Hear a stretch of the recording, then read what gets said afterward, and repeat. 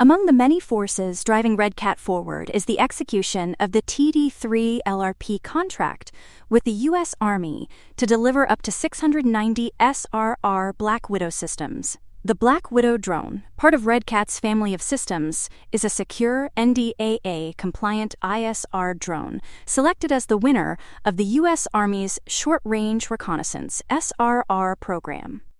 This is in addition to Teal Drones, a wholly owned subsidiary of RCAT, achieving AS 9100 certification from NSF International Strategic Registrations, NSF ISR, a leading global certification body for aerospace and defense quality systems. RCAT also announced a partnership with ES Aero to support manufacturing for Teal's Black Widow drones.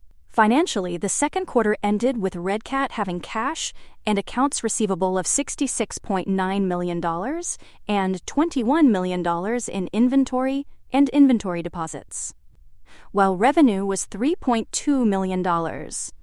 According to Jeff Thompson, CEO of RCAT, the company is at the forefront of a major transformation in unmanned systems, entering the second half of 2025 in a strong position with strategic partnerships and expansion into uncrewed surface vessels. For more on stocks and crypto, follow Ascencore. See you next time.